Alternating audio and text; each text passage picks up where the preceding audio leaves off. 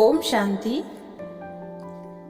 आइए इस mother's day पर सुनते हैं, माता केवल मानव की ही नहीं, मानवता की भी जननी है। आज महिलाएं केवल मात्र भारत में ही नहीं, लेकिन सारे विश्व में शांति और समरसता की लहर जगा सकती हैं। हम सब इस बात को जानते हैं, चारों तरफ विश्व में कितनी अशांति का वातावरण है।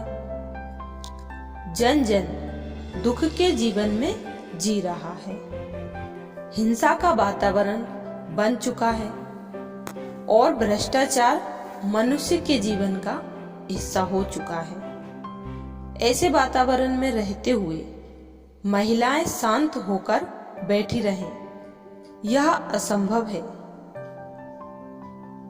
एक माँ का हृदय वात्सल्य से पूर्ण होता है। वह कभी किसी के दुख को देख नहीं सकती है। दुख के समय वह यह नहीं देखती कि हिंदू का बच्चा है या मुसलमान का बच्चा है। बहुत खुशी की बात है कि आज कुछ ऐसे मानवों की संख्या बढ़ती जा रही है जो मनुष्य के जीवन में नैतिकता और मानवीय मूल्यों का पुनरुत्थान चाहते हैं।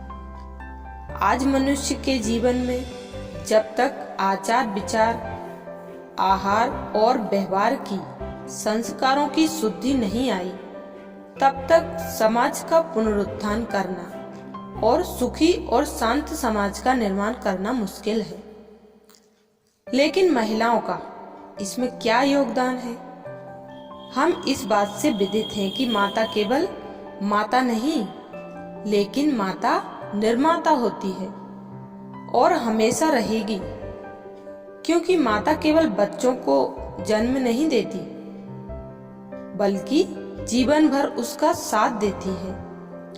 प्रथम, बच्चा माँ की गोद में आता है और माँ के संस्कारों का उस पर प्रभाव पड़ता है और बड़े होने पर किसी अंश तक वह बचपन के संस्कारों को अपने साथ लिए रखता है।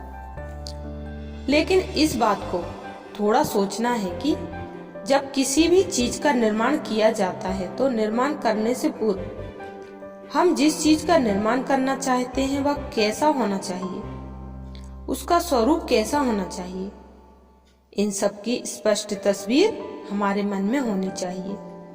क्योंकि सिर्फ बच्चे को जन्म देना ही निर्माता का काम नहीं होता, लेकिन माँ का काम उनके चरित्र का निर्माण करना भी होता है।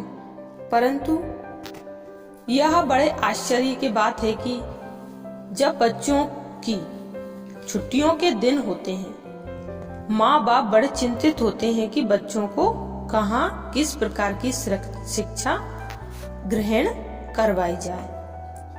अतः कोई स्विमिंग सिखाने ले जाता है तो कोई पेंटिंग सिखाने के लिए लेकर जाता है, कोई आर्ट सिखलाता है तो कोई डांस सीखने के लिए भेजता है। माना जैसे जैसे बच्चों की रुचि है, उस रुचि से बढ़कर उनको रुचि के प्रति रुझान बढ़ाने के लिए अनेक स्थानों पर लेकर जाते, लेकिन कभी यह नहीं सोचते कि जब यह बच्चा बड़ा होगा, इसके जीवन में उतार चढ़ाव आएंगे, इसके जीवन में लाभ और हानियां आएंगी। कहीं मान मिलेगा तो कहीं अपमान मिलेगा, कहीं प्रशंसा होगी तो कहीं ग्लानि होगी।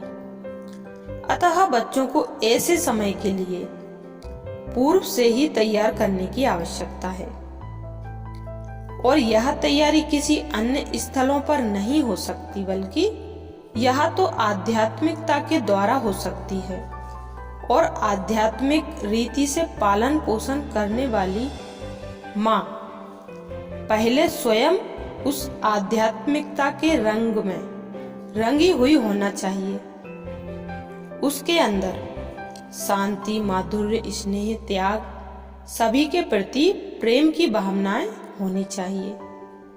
इसलिए जब तक ऐसी माँ स्वयं तैयार नहीं हुई, तब तक बच्चों का ऐसा निर्माण करना असंभव है। हम सब समझते हैं कि बीज का गुण फल में आता है। रचना रचता को प्रदर्शित करती है। कोई भी रचना उस रचयिता का शो करती है कि इसका रचयिता कौन और कैसा होगा। अतः सचमुच अगर माता इस जगत में अपने को केवल माता नहीं लेकिन निर्माता समझे, तो वह अपनी ड्यूटीज को, अपनी जिम्मेवारियों को समझ सकती है और अपनी जिम्मेवारियों को समझकर और उनको पूर्ण कर राष्ट्र को ऐसे सुसभ्य सुशिक्षित नागरिक दे सकती है जो देश के उत्थान के लिए बहुत महान कार्य कर सके। और बच्चे में तो बचपन से संस्कार डलने शुरू हो जाते हैं। और हमारी भारतीय संस्कृति तो यहाँ तक कह देती है कि बच्चा माँ की गोद से ही संस्कारों को नहीं लेता, लेकिन जन्म से पूर्व ही उस पर माँ के संस्कारों का प्रभाव पड़ता है। माँ मदलसा ने तो अपने बच्चों के जीवन का निर्माण पालने से ही कर दिया था। आज हम देखें तो यह बड़ी सहज सी शिकायत आती है कि बच्चे बिगड़ते जा रहे हैं, माँ बाप का कहना नहीं मानते हैं। थोड़ा बड़ा होने पर वो अनेक प्रकार की गलत संगति, गलत आदतों में चले जाते हैं। तो प्रश्न उठता है कि बच्चों को कंट्रोल कैसे किया जाए। लेकिन कंट्रोल करने से पहले कंट्रोल को स्वयं को देखना है कि उसका स्वयं पर कितना कंट्रोल है। क्योंकि आज के समाज को सुधारना केवल सजा देना ही नहीं है, लेकिन मानव की स्वयं की दृष्टि, वृत्ति और उसकी कृति के परिवर्तन से ही आज के समाज का सुधार हो सकता है। अगर मनुष्य की दृष्टि, वृत्ति में ही परिवर्तन नहीं होता तो उसके आचार और विचार का परिवर्तन नहीं हो सकता है। अतः हम इस ईश्वरीय विश्वविद्यालय में राजयोग की शिक्षा के माध्यम से यह प्रैक्टिकल में अनुभव कर देख सकते हैं। आज माता, जिसको निर्माता भी कहा गया है, उसका कमाई के लिए इश्तिहारों में फोटो लगता है।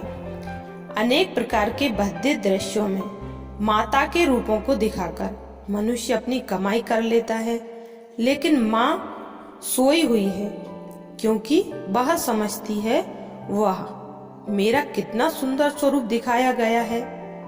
लेकिन माँ का सौंदर्य तो गुणों का श्रृंगार था, सादगी की मूरत थी, पवित्रता उसके जीवन के गहने थे। आज वो गुणों के गहने, वो सौंदर्य, वो श्रृंगार कम होता चला जा रहा है। इसलिए आज उसे अपने सोमान में आने की आवश्यकता है। सोमान से तात्पर्य, कई बार हम ऐसा समझते हैं कि मैं तो अच्छी नहीं हूँ, ये सारे बहुत अच्छे हैं, या मैं सबसे अच्छी हूँ, बाकी कोई अच्छा नहीं। और कभी कह देते हैं यह भी अच्छे हैं, हम भी अच्छे हैं, लेकिन नहीं, यह बहुत अच्छे हैं और हम भी बहुत अच्छों से कम नहीं हैं। सदा इस सोमान की सीट पर सेट रहें, कभी स्वयं को निम्न ना होने दें। कई बार जब किसी के व्यवसाय के बारे में पूछा जाता है कि आप क्या जॉब करते हैं, और कई बड़े संकोच से माताएं कहती हैं कि मैं तो कोई भी सर्विस नहीं करती, गृहिणी ही हूँ। लेकिन गृहिणी है तो क्या हुआ? अगर गृहिणी के कर्म का मूल्यांकन किया जाए तो सर्विस करने वाली महिला से उसके कर्म का मूल्यांकन कम नहीं होता है। लेकिन बात सिर्फ इतनी है कि उसके अंदर सोमान कितना है, वह गुणों से सजी हुई कितना है, और बच्चों के जीवन का उत्थान कितना कर सकती है। आज हम देवी जागरण करके बहुत खुश होते हैं। वास्तव में रात्रि को देवी जागरण तो बहुत हुए, लेकिन इस कालिमा भरे दुख और अशांति के वातावरण में जीवन की दिव्यता का जागरण करने का समय है।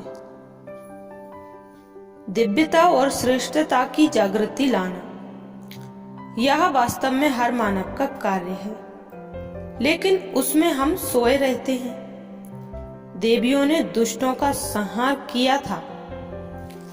अगर हम भी ज्ञान, योग और गुणों के अस्त्र शस्त्रों से सुसज्जित हो जाएं, तो अपने जीवन के आसुरी संस्कारों का या मानव मात्र के जीवन के आसुरी संस्कारों का या आज हमारे देश और विश्व में फैली हुई आसुरीता का हम भी दुर्गावन संहार कर सकते हैं। अगर आज हम संतुष्ट देवी बन संतुष्टता के आधार से अपने जीवन को चलाएं और जीवन में ज्ञान की वाणी को धारण कर उस ज्ञान बीना को बजाएं, तो घर एक मंदिर बन सकता है। लेकिन हम समझते हैं वो देवियां तो कोई और थीं, हम नहीं हैं। अगर संतुष्टता का गुण माँ में नहीं होगा, पति की पत्नी में नहीं होगा, तो पति को उकसाकर कई प्रकार के गलत काम कराकर अपने घर में श्रेष्ठ चीजें, महंगी पदार्थ लाने के लिए उन्हें मजबूर करेंगी, क्योंकि संतोषी माता नहीं है। उसे यही इच्छा रहेगी कि अगर दूसरे का घर सुंदर सजा है, दूसरे के घर में कुछ महंगी चीजें हैं, तो मेरे घर में भी होनी चाहिए। एक माँ की कहानी है जिसमें बच्चे ने इतनी बड़ी चोरी कर ली कि उसको पकड़ा जाने पर उसे फांसी की सजा मिली। उससे अंतिम इच्छा पूछने पर उसने यही कहा कि मुझे एक बार मेरी माँ से मिला दिया जाए। और माँ से मिलकर जब उसने माँ का कान काटना चाहा, तो उससे पूछा गया कि ऐसा कुकर्तव्य क्यों कर रहे हो। उसका यही उत्तर था कि जब मैं चोरी करके कुछ लाता था या जब मैं चोरी करता था तो मेरी माँ ने मुझे देखा था, लेकिन मुझे कभी यह नहीं बताती थी कि यह गलत है। अगर मुझे उस समय गाइड कर लिया जाता तो आज मैं इतना बड़ा चोर बनकर इतनी सजा का भागी नहीं बनता। बच्चे का शारीरिक विकास करना जरूरी है, लेकिन शरीर की उन्नति के साथ साथ उनमें नैतिकता, उनके चरित्र का भी उतना ख्याल रखा जाना चाहिए। लेकिन आज माँ बाप को बच्चों के पास बैठने की फुर्सत नहीं है। एक बच्चे ने अपने पिता से पूछा कि पिताजी, आप काम पर सारा टाइम लगे रहते हो, तो आप बताओ एक दिन में आपको क्या मिलता है। तो पिता ने कहा कि मुझे 1 घंटे का 500 रुपए मिलता है। तो उसने कहा, डैडी आज मेरे पास 500 रुपए हैं, आज आपको 500 रुपए दूंगा, लेकिन आपको मेरे को 1 घंटा जरूर देना होगा। माँ के हृदय में वात्सल्य होता है। माँ का स्वाभाविक गुण है स्नेह, त्याग, सेवा, और अगर वो अपने इन स्वाभाविक गुणों को सही दिशा में इस्तेमाल करे और आध्यात्मिकता के रंग में उसको रंगती जाए, तो न केवल बच्चों में नैतिकता का निर्माण कर सकती है, बल्कि अपने पति को भी सही दिशा दे सकती है। और भाइयों का भी फर्ज बनता है कि अगर उनकी पत्नी कोई श्रेष्ठ कार्य के लिए बच्चों को कहती है, तो पत्नी का साथ देकर बच्चों को उत्थान के लिए आगे बढ़ाएं। माँ अगर कुछ नहीं भी कर सकती तो भी वात्सल्य तो उसमें बहुत होता ही है। वह अपनी बीमारी को, अपने आराम को नहीं देखकर वात्सल्य के वशीभूत होकर अपने बच्चों को पालना देने में तत्पर रहती है। अतः सचमुच अगर आज माताएं अपने को घर की माता न समझ, एक समाज की माता न समझ, एक देश की माता न समझ, एक विश्व की माता बन जाएं और अपने इस वात्सल्य के गुण को बेहद विशालता में फैला दे, तो माताएं जगत का नया निर्माण कर सकती हैं। अर्थात इस मदर्स डे पर हम सभी माताएं अपने जीवन में आध्यात्म को अपनाकर एक साधारण माँ से महान माँ बने। अच्छा, ओम शांति।